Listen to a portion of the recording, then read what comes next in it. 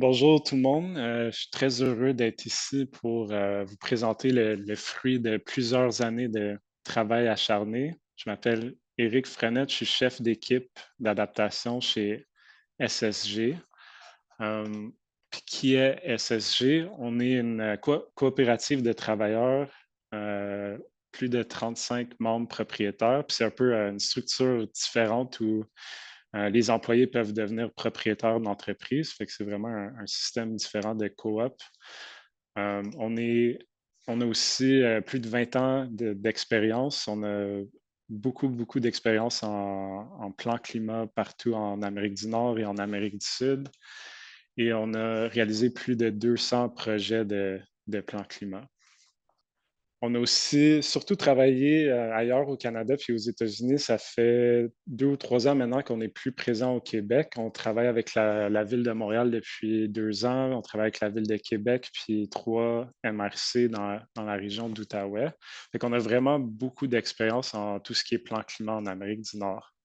Pour aujourd'hui, la présentation porte vraiment sur notre modélisation d'adaptation. Puis le but, c'est vraiment de répondre à 3 grandes questions. Premièrement, pourquoi un modèle d'adaptation à l'échelle de la ville? Deuxièmement, comment le modèle fonctionne? Et troisièmement, comment peut-on utiliser le modèle pour accélérer la mise en œuvre des mesures d'adaptation? On va commencer avec le pourquoi. Puis ici, c'est un peu dramatique comme image, mais c'est dramatique comme problème, c'est complexe comme problème à résoudre. Il y a vraiment un écart ou un gap ici qu'on peut voir dans l'illustration entre les villes et les mesures d'adaptation qu'on doit mettre en place. Fait qu'il y a vraiment une difficulté puis des obstacles en ce moment pour les villes pour mettre en place les mesures d'adaptation qu'on a besoin pour protéger la population, protéger les infrastructures aujourd'hui et dans le futur selon les projections climatiques. Euh, puis c'est vraiment une question d'information puis de savoir où mettre cet argent-là. Il y a plein de citations comme ça où on dit chaque dollar investi équivaut à 6 dollars d'économiser. Des fois, c'est 10 dollars, des fois, c'est 15 dollars. C'est tout le temps une bonne idée, mais c'est très général comme guide. Puis c'est vraiment difficile de prendre ça puis de transformer ça en plan concret de mesures d'adaptation pour une ville. Il y a beaucoup de questions auxquelles on ne répond pas en ce moment qui sont importantes. Quels risques sont prioritaires? Quels investissements? Dans quel quartier d'une ville? L'emplacement des mesures, c'est très important. Quel est le coût? Est-ce qu'on peut quantifier le coût et les bénéfices? Quel est le retour sur l'investissement et quel est l'impact sur la vulnérabilité sociale? Ça, c'est quelques exemples de questions qu'on n'a pas trop de bonnes façons pour répondre à ça. Là, c'est un peu exagéré de dire qu'un modèle d'adaptation à l'échelle urbaine, c'est la solution à tout, mais c'est un outil vraiment utile et pratique pour aider avec un problème complexe. Souvent, quand on a un problème complexe, il y a beaucoup de dimensions au problème. C'est difficile à résoudre sans des outils qui sont faits pour répondre à des problèmes complexes, comme un modèle d'adaptation. Si on regarde le modèle, l'historique du modèle, en 2021, on a développé Sénat Adaptation, donc ça c'est le nom du modèle, pour répondre aux besoins croissants de la planification d'adaptation des villes. En 2021, on a remarqué, on avait déjà remarqué qu'il y a ce gap-là avec les villes, puis la mise en œuvre de mesures d'adaptation, puis il y a toutes ces questions-là auxquelles on a de la misère à répondre. Et on a décidé d'utiliser notre expérience en modélisation sur des projets de plan climat avec des villes au Canada et aux États-Unis et appliquer ça pour le développement d'un nouveau modèle d'adaptation à l'échelle des villes. À la base, si on simplifie le tout, c'est vraiment une philosophie d'analyse par scénario. Puis l'analyse par scénario, c'est très utile pour explorer des problèmes complexes, surtout des problèmes qui évoluent dans le temps et qui ont beaucoup de dimensions. Puis l'idée de base du modèle, c'est premièrement de représenter l'année de base, la situation en ce moment d'une ville, son environnement, mais après ça, évoluer cet environnement-là et les réalités des changements climatiques dans cette ville-là pour 2 scénarios. Ça peut être plus aussi, mais à la base, c'est 2 scénarios. Un scénario statu quo, où est-ce qu'on regarde un futur pour une ville, où est-ce qu'on investit. On n'a pas d'investissement de plus dans les mesures d'adaptation que qu'est-ce qu'on planifie déjà de faire. C'est plus une trajectoire sur laquelle on est déjà dessus, on s'en va dans ce chemin-là. Après ça, on modélise un scénario adapté où est-ce qu'on investit dans différentes mesures d'adaptation, puis on compare les deux. On compare l'évolution de ces deux scénarios-là dans le temps sur plusieurs dimensions. Puis c'est vraiment le contraste entre ces différents scénarios-là qui révèle des réponses à nos questions du problème complexe. Si on prend un exemple, par exemple les inondations, on peut regarder on modélise l'environnement urbain d'une ville, puis on regarde, on modélise les inondations dans le climat actuel, les impacts que ça a, les coûts que ça engendre. Et après ça, on peut regarder dans le futur pour un scénario statu quo, où est-ce qu'on fait évoluer la ville selon des plans de développement, puis les plans de la ville, et les changements climatiques, comment que ça va influencer les risques face à ces inondations-là. Et ensuite, dans un scénario adapté où on investit dans des mesures d'adaptation, on vient réduire ce risque-là. Puis en comparant ces deux scénarios-là, on peut avoir des réponses quantifiées de l'impact de ces mesures-là. Et ici, c'est la même idée, mais juste pour souligner l'aspect des coûts, qui est un élément, je dirais, manquant dans l'approche actuelle de planification, d'adaptation pour les villes. Le modèle est en mesure de quantifier les coûts pour ces différents scénarios-là. On peut vraiment voir les coûts d'investissement pour les mesures d'adaptation, mais aussi la réduction de coûts face aux impacts des risques atténués. Et c'est très utile d'avoir des données sur les coûts pour les villes, parce qu'après ça, on peut utiliser ça pour mobiliser différentes actions, parce qu'on a une façon de démontrer les bénéfices. Encore dans l'idée d'analyse par scénario, l'idée à la base, c'est de comparer les deux scénarios, mais le scénario d'adaptation est composé, on peut dire, de sous-scénarios d'actions, puis on peut comparer ces actions-là individuellement. La façon de voir ce graphique-là, c'est la ligne du haut, c'est la trajectoire actuelle. Ça, c'est le scénario statu quo. Puis chaque couleur ici, chaque triangle coloré, c'est l'impact d'une action différente sur cette trajectoire-là. Puis l'impact cumulé de ces trois actions-là nous donne notre scénario adapté. Et la différence entre le dessus, le haut du triangle orange et le bas du triangle vert, c'est l'impact qu'on a eu en investissant dans des mesures d'adaptation. On peut aussi modéliser les coûts pour chaque action. Fait que si on reprend l'exemple d'inondation et on a une action ici, peut-être que ça représente l'action orange ici, action 2, puis on a des règles beaucoup plus sévères sur l'emplacement des nouveaux bâtiments. Ça nous donnerait l'idée de l'impact d'être un peu plus réfléchi sur l'emplacement des nouveaux bâtiments, pas de construire dans des zones inondables, par exemple. Et pour un peu un survol de tous les aspects du modèle, premièrement, c'est un modèle spatialisé. Donc, c'est modélisé à l'échelle des bâtiments et des structures pour toute la ville, fait différents quartiers, mais aussi jusqu'au niveau des bâtiments. C'est multi-risque. Donc, on regarde plusieurs risques à la fois, qui est un avantage parce que souvent, on va faire des analyses en silo. Et on va regarder l'impact des inondations, l'impact des vagues de chaleur, l'impact des feux de forêt, mais il y a des impacts, il y a des interactions entre ces aléas-là qui sont importants à capter, puis c'est important d'avoir une vision d'ensemble sur l'évolution du risque. Il y a aussi des scénarios dont on a parlé, donc on peut comparer différentes mesures avec leur impact sur des scénarios différents. C'est aussi un modèle dynamique. Donc, on regarde les impacts dans le futur, souvent trois futurs différents, court terme, moyen terme et long terme. Et on intègre aussi des scénarios climatiques tels que SSP 1 2.6 jusqu'au SSP 5 8.5 pour voir l'évolution des impacts des différents aléas, comment ils vont évoluer, puis comment que ça affecte les villes. Et finalement, c'est un modèle quantitatif, donc il donne des résultats en dollars et chiffrés. La première étape de la modélisation pour le modèle d'adaptation, c'est représenter l'environnement urbain. Donc, chaque bâtiment est représenté spatialement avec plusieurs caractéristiques. La population est aussi représentée.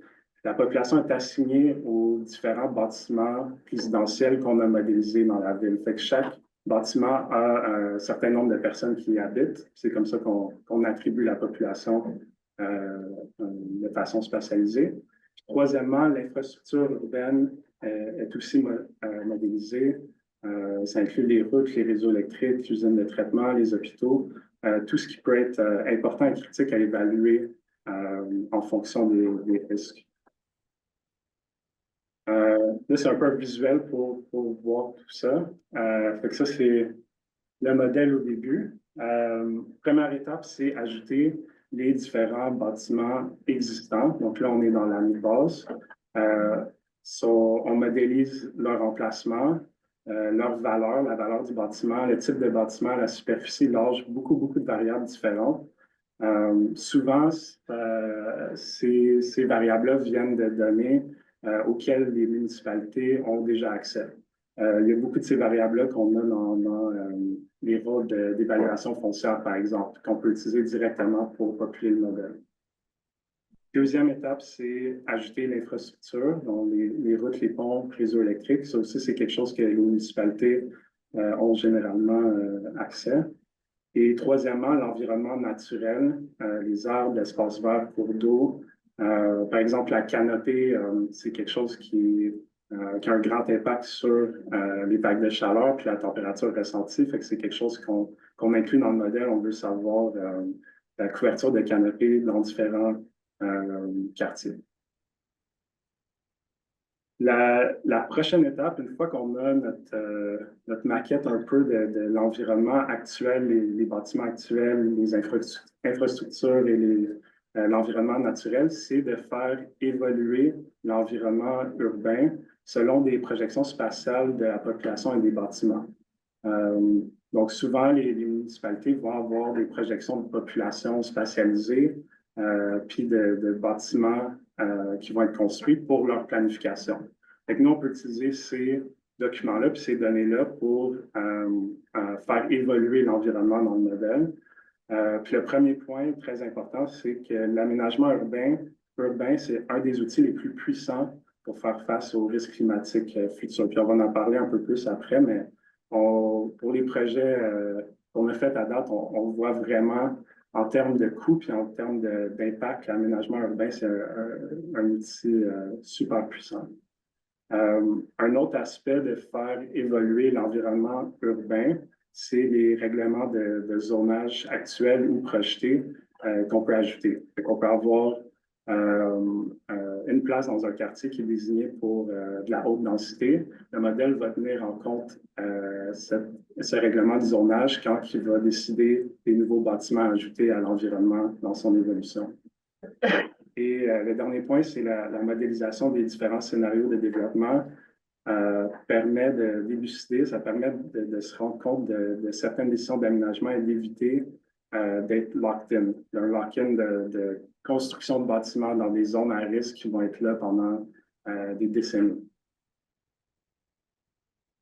Si on revient à notre carte qu'on a populée avant, ici dans l'évolution, c'est où est-ce qu'on rajoute les tours à condos roses ici qu'on voit à gauche, selon les projections de population, puis selon les règlements de zonage. Fait qu'on vient faire évoluer l'environnement urbain. Et la dernière étape, puis on va revenir à ça un peu plus tard, c'est une fois que l'environnement est bâti, on peut rajouter dans cet environnement-là des mesures d'adaptation. Ça peut être des surfaces perméables, des structures d'ombrage, augmenter la canopée. Mais on vient l'ajouter dans le modèle de façon spatialisée. Donc, la localisation de ces mesures-là, c'est très important. Une fois qu'on a notre environnement modélisé, puis l'évolution de cet environnement-là, c'est où est-ce qu'on rentre plus dans la modélisation du risque. Si on se rappelle la formule de base, le modèle, dans le fond, on peut le réduire à comment il traite le risque, c'est à cette formule de base-là, juste d'une façon un peu plus détaillée. Mais faut définir nos aléas. Après ça, il faut définir l'exposition des différents éléments de la ville à ces aléas et ensuite l'influence de leur vulnérabilité. C'est la même formule qu'on voit souvent, mais appliquée à un modèle. Donc, quand on veut représenter le risque, la première étape, c'est de définir nos différents aléas comme les inondations, les feux de forêt, les vagues de chaleur. On veut définir leur étendue, comment qui existe dans l'espace pour cette ville-là, à quelle fréquence ils se produisent, puis comment ils évoluent dans le temps. Si on reste sur la partie aléa, puis on se concentre là-dessus, pour chaque aléa modélisé, la distribution spatiale de son intensité est représentée. Ça veut dire, dans le fond, c'est que si on prend les inondations, on veut savoir sa distribution spatiale de l'intensité des inondations. C'est cette distribution spatiale-là qu'on va appliquer à notre environnement urbain. Par exemple, pour les chaleurs extrêmes, on modélise la distribution des températures pendant une vague de chaleur. Pour les feux, on va cartographier la distribution spatiale de la probabilité de combustion. Et les inondations, la répartition des niveaux d'eau est représentée lors des événements d'inondation. Si on se concentre seulement sur l'aléa de chaleur extrême, puis vous donner un aperçu de comment on modélise ça du début à la fin, on commence par des données qui sont publiques, auxquelles tout le monde a accès. On commence avec des données satellites. Tu peux avoir ça du site Internet de NASA, puis faire des recherches selon la municipalité que tu travailles avec, pour des captures satellites qui représentent la distribution spatiale des températures pour une ville. La première étape, c'est de prendre ces captures-là. Et ici, on voit un exemple de la ville de Kelowna en Colombie-Britannique. Et le résultat d'appliquer cette capture de satellite-là à gauche, on voit les différences en température. Donc, rouge, c'est une température plus élevée, puis vers le vert bleu, c'est des températures moins élevées. Pour toute la ville à un niveau de détail d'environ 30 mètres, des pixels de 30 mètres.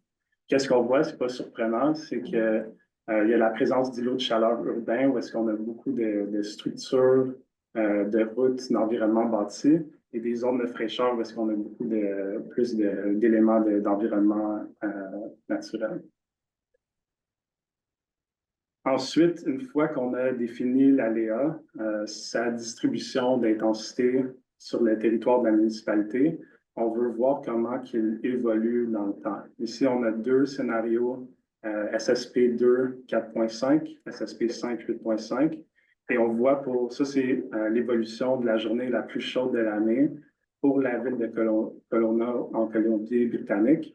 En vert, on a le 4.5, puis en rouge, le 8.5, et c'est assez intense comme évolution. Si on regarde, on voit qu'en ce moment, la journée la plus chaude, à gauche ici, c'est autour de, je pense que c'est 37 degrés Celsius, la journée la plus chaude de l'année. Si on regarde l'évolution de la ligne rouge dans le temps, quand on arrive vers la fin de la ligne du temps en 2100, on augmente cette température-là de 8 degrés. Donc, la journée la plus chaude qui va impacter la ville est 8 degrés plus élevée dans ce futur-là qu'aujourd'hui. Ça fait que l'aléa évolue, mais aussi le risque lié à cette forte hausse de température. On va capter cette évolution-là, on va la représenter spatialement. Donc, à gauche, ici, on a les îlots de chaleur actuels. Donc ça représente les différences de température pour la ville de Kelowna. Puis on voit une concentration d'augmentation ou de température plus forte au milieu ici, où est-ce qu'il y a beaucoup plus de bâtiments reliés à l'industrie, puis de routes, puis moins de canopées.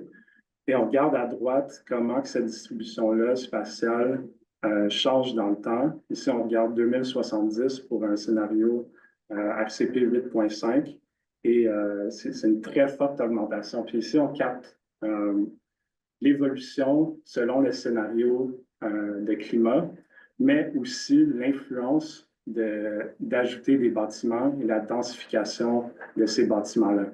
Dans le modèle, quand on enlève de l'espace vert pour construire plus de bâtiments et on densifie, il y a un effet sur les îlots de chaleur. Puis souvent, la densification, c'est un outil puissant, puis un outil qu'on peut utiliser pour réduire les risques, réduire l'étalement urbain, aussi pour l'atténuation des GS, mais aussi, faut aussi tenir en compte de comment on densifie, puis le développement, puis la construction de ces nouveaux bâtiments-là, être sûr que ça ne contribue pas aux îlots de chaleur. Bon, ici, on a, c'est un peu de l'art abstrait, là, mais je voulais juste parler rapidement d'autres aléas, puis comment on représente leur intensité, puis leur distribution spatiale. Pour les feux, on regarde la probabilité de feu sur le territoire de la municipalité. Et pour les inondations, on regarde l'étendue et la profondeur d'inondation pour différents événements. Bon, ça, c'était toute la portion aléa de notre formule de risque. Maintenant, si on regarde exposition, c'est une étape de plus. On veut regarder quels éléments de l'environnement urbain sont exposés à l'aléa. Ici, si on regarde un exemple pour les inondations, on a déjà représenté à l'étape précédente l'intensité ou le niveau d'inondation pour différents événements, puis comment que ça couvre spatialement la ville. Mais il faut maintenant juxtaposer, voir l'interaction de cet aléa-là puis l'environnement bâti. Fait que ici, c'est un exemple où est-ce qu'on a en bleu les rectangles, les carrés, les formes ici, ça représente des bâtiments actuels, des bâtiments existants, et on peut observer l'interaction avec les inondations, qui est en bleu ici, fait que des points blancs, c'est moins d'inondation, puis des points bleus plus foncés, c'est un plus fort niveau d'inondation. Puis on peut voir que certains bâtiments sont exposés à l'aléa versus d'autres qui sont en dehors de l'impact des inondations. Pour la température, pour les vagues de chaleur, on a montré avant comment on représente spatialement l'intensité de température. Mais la température, on veut traduire ça en exposition, puis on utilise des seuils d'exposition à des chaleurs pour dire que c'est des températures dangereuses pour la population. On se base sur la carte ici d'environnement et de changement climatique Canada qui a des critères très précis pour déclencher des avertissements de chaleur. Donc, on peut lier les températures dans la ville puis la population qui habite, où est-ce qu'il y a ces températures-là plus élevées, puis voir quelle population ou combien de personnes dans toutes ces zones-là différentes de la ville sont au-dessus de certains seuils de température, qui nous donnent une idée d'exposition à des chaleurs plus dangereuses. Et ici, on regarde encore l'exemple que l'on a au BC. À gauche, on a l'exposition aux chaleurs extrêmes aujourd'hui, et à droite, l'évolution pour un événement de chaleur extrême qui arrive, qui a une probabilité, je pense ici, de 10 d'arriver dans une année. Comment que ça évolue dans le temps. Puis on a vu avec la projection climatique, les vagues de chaleur vont s'intensifier de beaucoup pour que l'on a.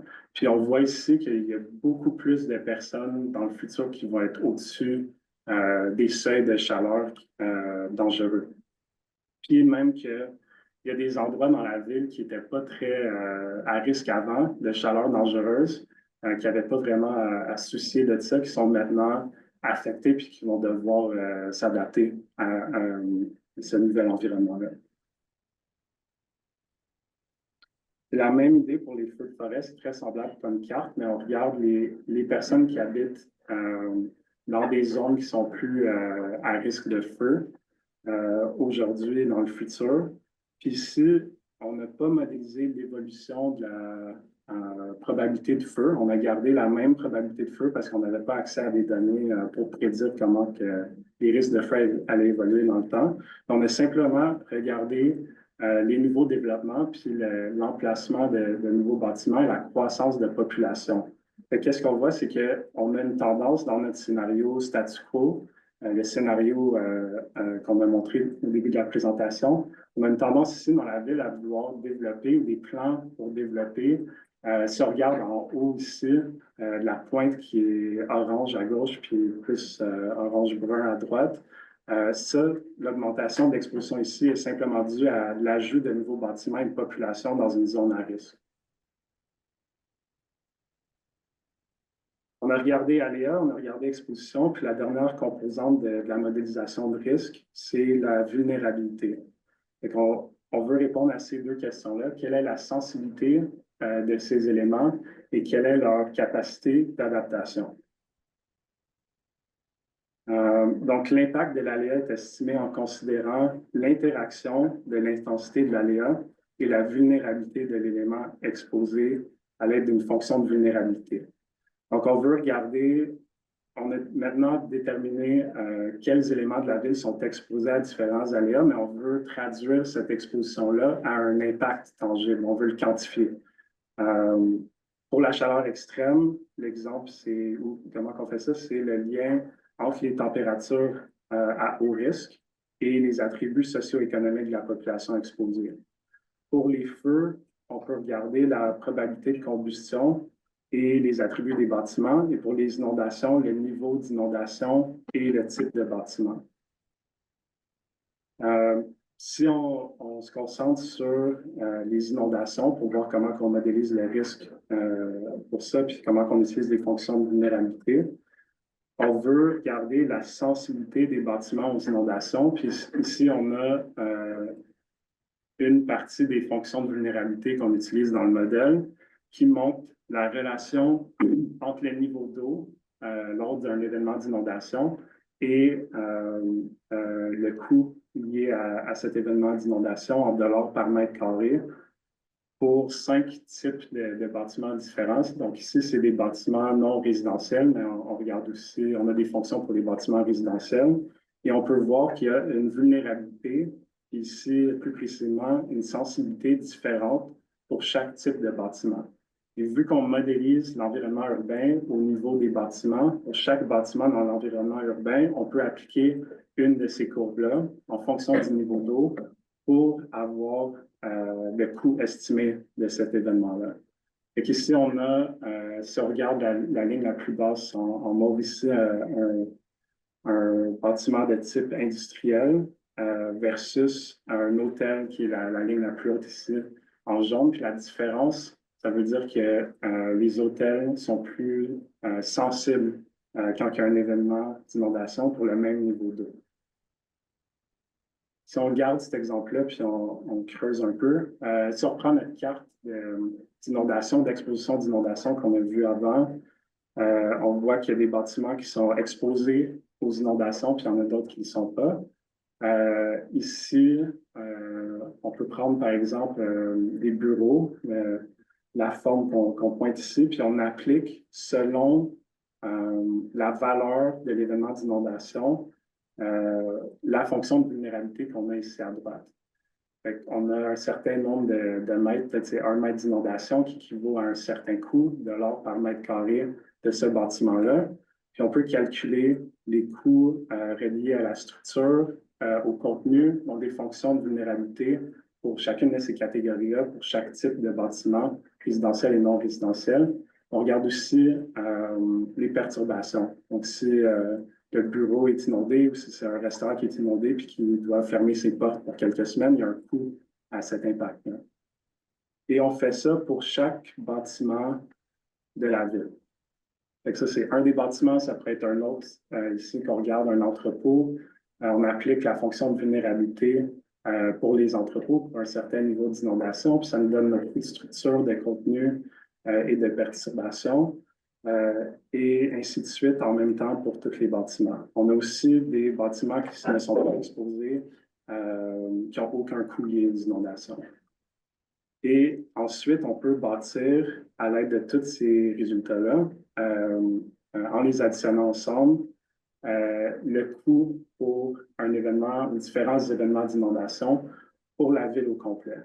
Fait ici, on a, il faut décortiquer ça un petit peu, on a 3 barres à gauche, on a 3 barres à droite. Les barres à gauche représentent un événement d'inondation fréquent. Je pense ici, c'est une probabilité de 20 de ce type d'événement d'inondation-là. Les 3 barres à droite représentent un événement rare qui est 1 de chance d'arriver dans une année. Puis on a les 3 barres pour chacun des regroupements. On a le présent, en ce moment, l'année de base. C'est le scénario statu quo 2070 et le scénario adapté 2070 pour l'événement fréquent puis pour l'événement rare. Et qu'est-ce qu'on voit ici, c'est que il y a déjà un risque actuel, puis on modélise ça aussi. Il y a déjà, sans compter pour les changements climatiques, il y a beaucoup de risques existants qu'on doit tenir en compte.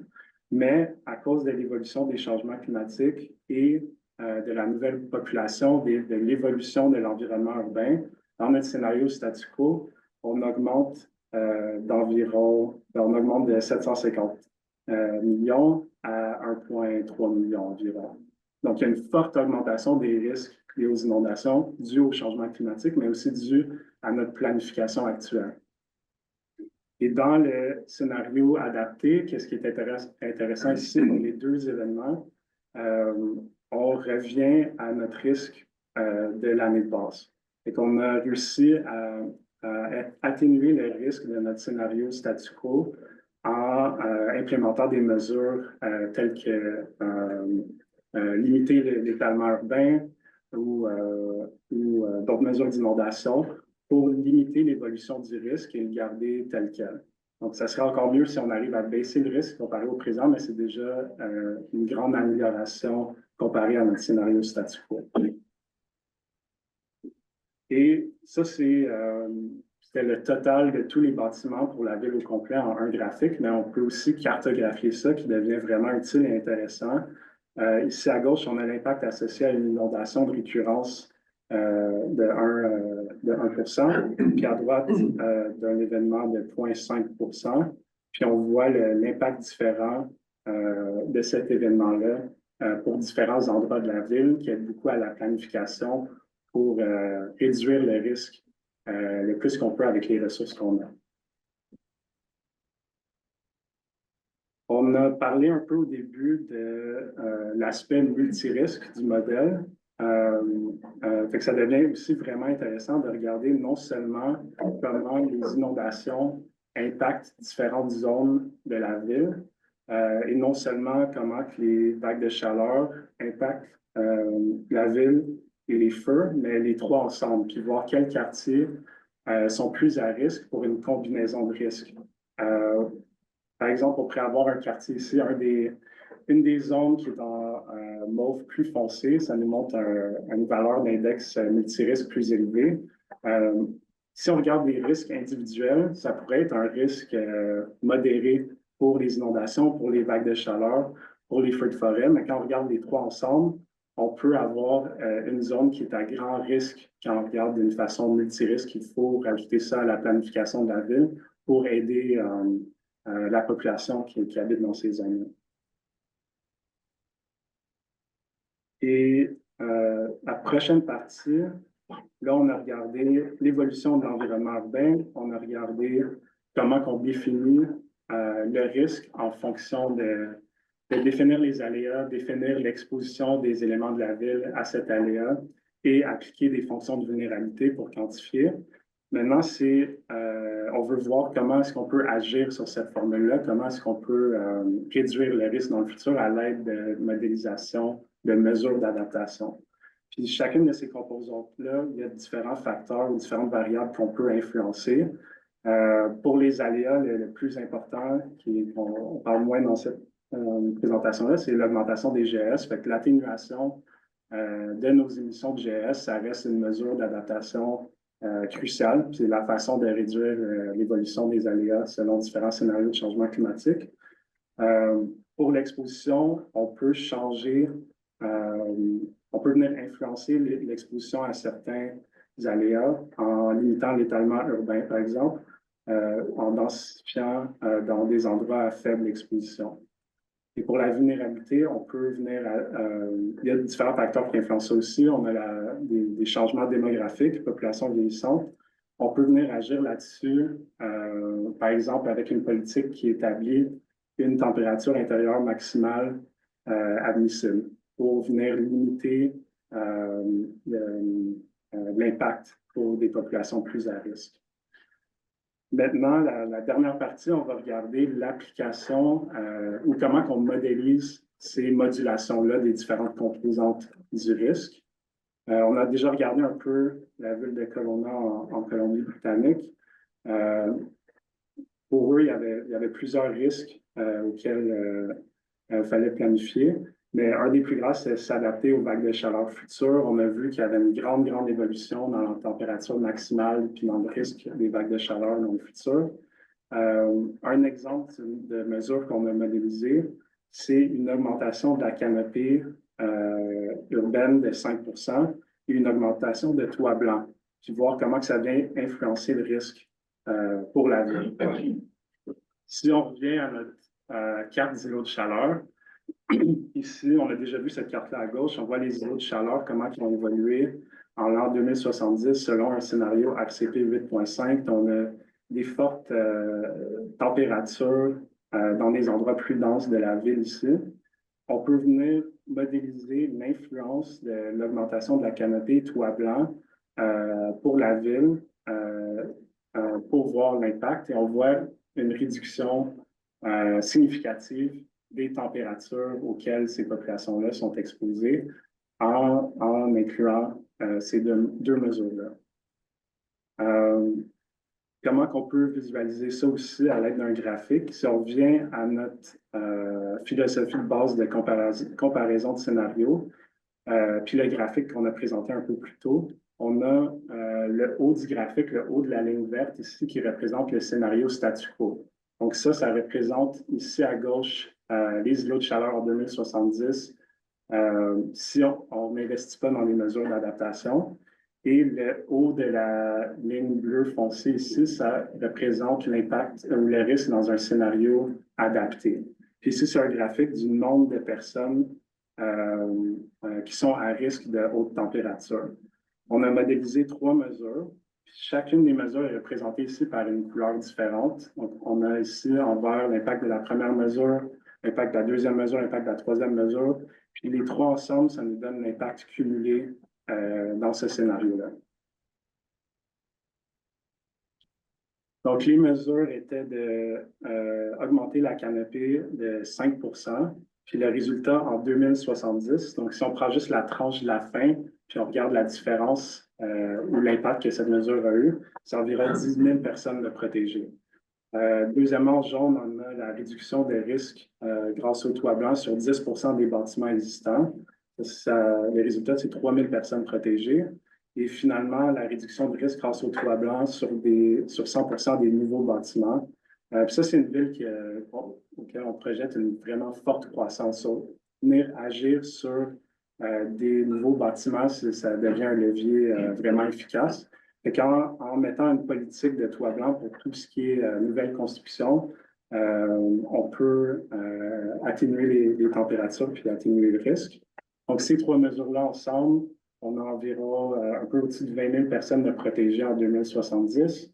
Et on peut aussi regarder l'investissement qui est assez petit pour l'impact pour augmenter la canopée, pour augmenter le nombre de toits blancs sur des bâtiments existants, puis pour les nouveaux bâtiments. Et la deuxième étude de cas pour la ville de Whitby, Ontario, ça c'est le premier projet auquel on a appliqué le modèle de Sénat adaptation, ça fait 2 ou 3 ans maintenant. Puis Whitby a aussi une forte croissance de la population prévue. Je pense que c'est un doublement, on va le voir ici, plus qu'un doublement de la population à long terme. Donc, une vraiment forte croissance prévue qui met énormément de pression sur le développement urbain, sur l'étalement urbain, puis sur l'endroit des nouvelles constructions, parce qu'on doit construire rapidement pour accommoder toute cette nouvelle population-là qu'on prévoit. Fait que ça, c'était un des facteurs clés de ce projet-là, c'était de comprendre comment agir pour réduire les conséquences potentielles aux facteurs de la population croissante.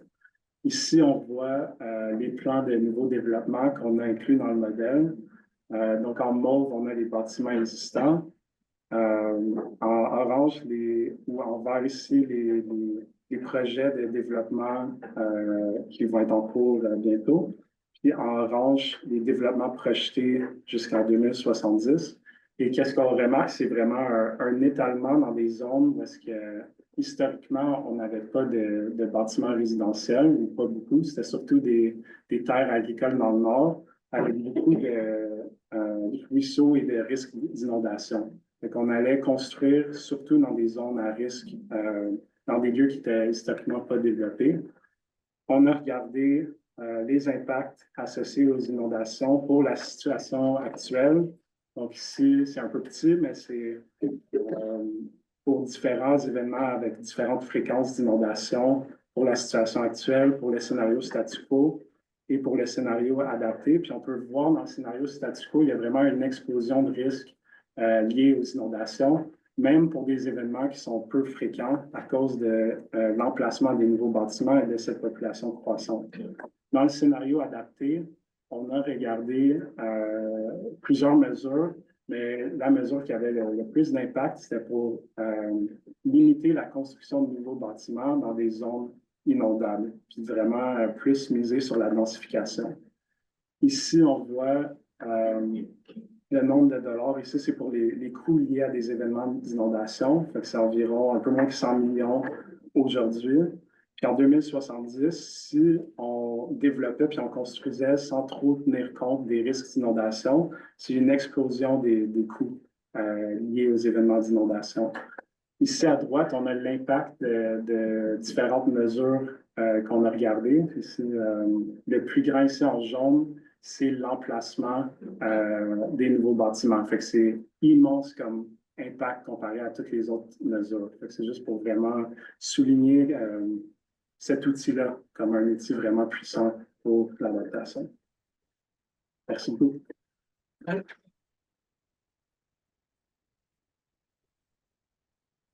Il y a des dizaines et des dizaines de questions en ligne. Je suggère qu'on commence par les questions en ligne, puis ensuite on aura peut-être un peu plus de temps, nous, dans la salle, pour poser d'autres questions.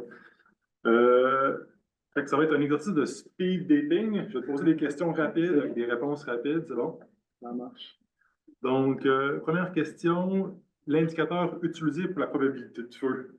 Oui, ça c'est une très bonne question. Rapidement, on est en train de développer cette partie-là du modèle avec des nouvelles données qui donnent exactement la probabilité de feu, mais je ne peux pas en dire plus pour l'instant. Bon, maintenant, l'applicabilité de ce type de modèle-là sur le territoire d'une grande MRC rurale, par exemple, qui comporterait plusieurs petites municipalités à l'intérieur. Oui, non, certainement. Ça résulte dans un modèle un peu plus gros parce qu'on a plusieurs municipalités. Mais c'est la même approche, c'est juste multiplié par municipalité, mais ça serait aussi au niveau des bâtiments de la même façon qu'on vient de présenter. Ça marche. Et en termes d'efficacité des mesures d'adaptation qui ont déjà été mises en place, est-ce qu'on est capable de les intégrer dans le modèle? Oui, on peut. On n'a pas fait ça encore pour un projet, mais ça serait la même idée. Où est-ce qu'on aurait peut-être même un troisième scénario. Peut-être qu'on aurait statu quo, puis on aurait un scénario tel que prévu avec des mesures déjà planifiées pour voir cet impact-là. Ça se ferait aussi. OK. D'où vient le chiffre là, du coût par mètre carré de dommages au bâtiment? Ça vient du guide. C'est un guide fédéral d'estimation de coûts d'inondation qui est public. J'ai oublié le nom exactement, mais si on recherche guide fédéral ou guide canadien pour les coûts liés aux estimations des coûts liés aux inondations, je pense qu'on devrait être capable de trouver. C'est bon. La résolution spatiale du modèle et les aléas, ça ressemble à quoi? Rapidement, pour l'environnement urbain, c'est vraiment au niveau des bâtiments, fait que chaque bâtiment individuellement. Pour les aléas, ça dépend des aléas. Pour la chaleur, c'est souvent des pixels de 30 mètres. Les inondations, ça dépend des données qu'on a. Puis les feux de forêt, c'est plus des pixels de 100 mètres. OK.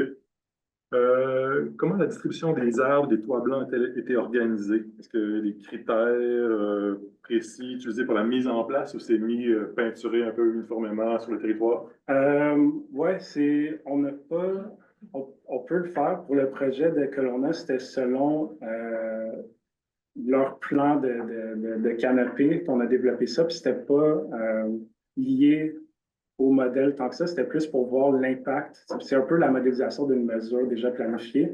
L'impact de cette mesure-là ou de cette cible-là d'augmenter la canopée de 5 %, mais on pourrait utiliser le modèle pour explorer une multitude de possibilités pour l'emplacement de la canopée pour maximiser l'impact. Ça serait une bonne idée. Okay. Puis j'ai l'impression qu'il y a des aléas qui affectent des personnes, qu'il y a des aléas qui affectent des coûts. Comment est-ce que vous distinguez ces deux aspects-là, là, des dommages causés par un aléa? Oui, sûr, pour les coûts, c'est un peu plus facile parce qu'on peut directement les mettre en dollars. Pour les personnes, comme les vagues de chaleur, il y a des études, il y a des façons, il y a des méthodologies de traduire des impacts sur la population puis leur vie en coûts. On n'utilise pas ça parce que ça peut faire bizarre. Fait qu'on regarde vraiment plus le nombre de personnes puis le nombre de personnes vulnérables qui sont à risque. Ouais. OK. Puis je prends une dernière question dans le chat, puis ensuite on va passer à la salle. Comment est-ce qu'on fait pour valider tout ça? C'est une très bonne question. Il y a plusieurs façons, puis c'est assez complexe parce qu'il y a beaucoup d'aléas différents. Des fois, je vais donner un exemple, mais il y en a d'autres.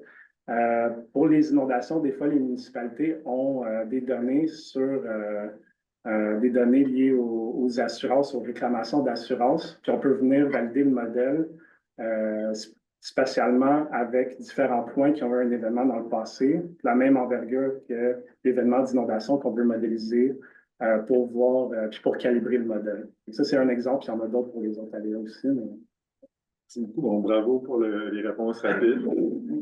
Dans la salle. Oui, Olivier.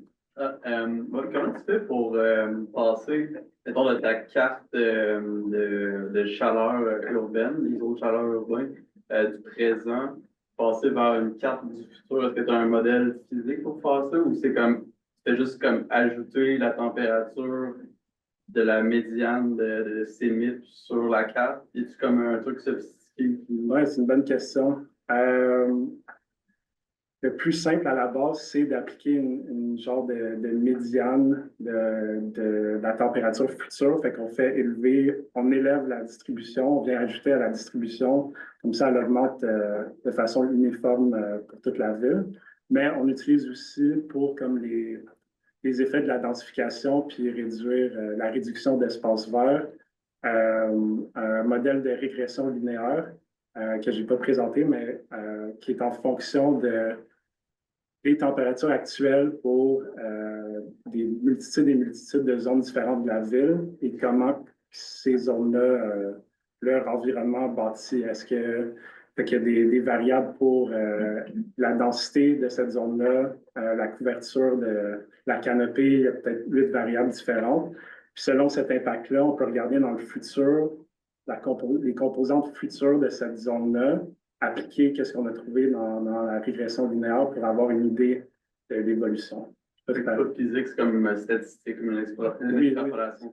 C'est statistique. Dominique. Vous avez répondu à la question. Ma question était, c'est quoi le modèle? C'est quoi votre modèle? C'est un modèle lagrangien physique ou là, vous pouvez répondre un peu sur... Non, mais c'est une bonne question. Je ne sais pas présenter comme ça ressemble à quoi quand on travaille dans le modèle, puis c'est quoi le... Il n'y a pas d'équation thermodynamique, il n'y a pas d'équation mécanique des fluides, par exemple. Non, il n'y a pas ça. Ça fait que souvent, pour les inondations, on dépend d'études qui ont déjà été faites pour ce genre de truc-là, puis on vient le mettre dans le modèle. Le modèle, sa force, c'est vraiment la représentation de l'environnement urbain puis son évolution. Puis c'est un modèle à base physique pour cet aspect-là, où est-ce qu'on va avoir... c'est un modèle de stock and flow, ça s'appelle. Fait que pour chaque année, on a un stock de différents éléments. Ça peut être des bâtisses. Puis on a à chaque année après ça des nouveaux bâtiments qui s'ajoutent, puis des bâtiments qui peuvent être enlevés. Puis on fait évoluer le stock pour chacune des composantes. Fait que cet aspect-là, c'est vraiment un modèle physique. Curtis. Ma question, c'est plus à quel point les villes peuvent facilement fournir les données nécessaires pour le rôle, le cadastre, ou est-ce que c'est relativement uniforme d'une ville à l'autre? C'est toujours un travail un peu de moine pour la mise en forme de ce jeu de données-là pour alimenter votre modèle. C'est toujours un défi pour chaque projet, mais pour les bâtiments et les données de rôle, ça, c'est tous les projets qu'on a eu, même du côté, on a beaucoup plus de projets du côté atténuation de GS, puis c'est la même idée. Il n'y a pas vraiment de problème d'habitude à ce niveau-là. Les données de chaleur puis vagues de chaleur, ça, c'est public avec les captures des satellites. Les données d'inondation, c'est souvent le défi au niveau des données pour toutes les municipalités. Il y a des municipalités qui ont déjà des études qui ont été faites, puis que c'est facile à nous fournir ça, puis intégrer dans le modèle. Puis il y en a d'autres où est-ce que des fois, on va avoir l'étendue d'inondation pour différents événements, mais pas l'intensité ou la profondeur d'inondation. Puis on peut faire des estimations à ce niveau-là, puis on ne peut pas aller autant de détails. Fait que c'est toujours un peu des ajustements qu'il faut faire, mais on n'a pas eu de cas à date où est-ce qu'un manque de données a causé qu'on ne pouvait pas faire le projet. Il y a toujours une façon. Diane, ensuite Dominique. J'ai deux questions. La première, c'est est-ce que les rapports avoir la méthodologie, par exemple, pour intégrer des images satellitaires à des changements de température? On peut trouver ça, votre façon de faire? J'essaie de penser. Il y a le plan climat que l'on a qui est public, il y a le plan climat de Whitby que je pense qui est public, mais je ne sais pas à quel point les documents de méthodologie le sont. Mais c'est possible de le partager. Si vous voulez m'envoyer un courriel, on peut regarder ça. Puis l'autre, je vais aller vite. Vous n'avez jamais montré d'incertitude. Il me semble qu'il y en a vraiment énormément. Il y a beaucoup d'hypothèses qui sont faites. Puis ensuite, les résultats, c'est un chiffre pour telle situation. Pourquoi ça fait la job, le chiffre moyen, puis il n'y a personne qui se dit c'est quoi la fonction? Non, c'est une bonne question. Surtout pour les inondations, on va représenter des événements, plein d'événements avec des probabilités puis d'incertitudes différentes. Je n'ai pas tout montré aujourd'hui, mais on va avoir, dépendamment des données qu'on a, ça peut être 10 ou 8 sortes d'événements d'inondation avec des probabilités différentes. Puis on peut prendre après ça le expected value pour prendre ça, ou on peut aussi montrer juste l'éventail de cette incertitude-là. Pour les vagues de chaleur aussi, je pense maintenant qu'il y a plus de données disponibles à ce niveau-là pour des événements de probabilité différentes. Si c'est 1% de chance dans l'année, 10% de chance, on fait la même chose. Fait que dans le modèle, c'est une des dimensions, c'est le type d'événement ou la fréquence. Donc, on peut tout regarder de cette façon-là aussi. Dominique? J'aimerais savoir comment vous estimez vos aléas de réduction, parce que dans ce que vous avez présenté, je suis un peu confuse de vous mentionner température la plus chaude, la journée la plus chaude, une vague de chaleur, c'est pas la même chose, c'est encore différent aussi, le niveau de chaleur. Puis ça reste quelque chose qui est relativement simple, c'est juste relié à la température, on dit. Quand vous arrivez avec des inondations, les inondations à l'échelle d'une ville, quelles données vous utilisez pour ça? Parce que c'est pas juste dire l'Atlantique augmente d'un mètre de plus, ça fait que d'où est-ce qu'ils viennent vos aléas du futur? Non, absolument. Puis c'est pour revenir à la question des données, c'est souvent ça, c'est un des trucs qu'on n'a pas, c'est les inondations, l'évolution dans le futur. Des fois, il y a des villes qu'on travaille avec qui ont fait avec des modèles hydrologiques des conditions futures puis qui nous fournissent ça, donc on peut représenter ça. Mais sinon, on peut se limiter à garder les conditions d'inondation actuelles, puis regarder l'éventail selon les différentes probabilités, puis se dire que ça va sûrement s'empirer, mais on ne sait pas de combien, mais au moins, en explorant ça avec un scénario, on peut voir l'éventail des conséquences possibles. Fait que ça, c'est un des aspects les plus difficiles de la modélisation. Et là-dessus, merci beaucoup, Éric. On doit terminer la présentation. Donc,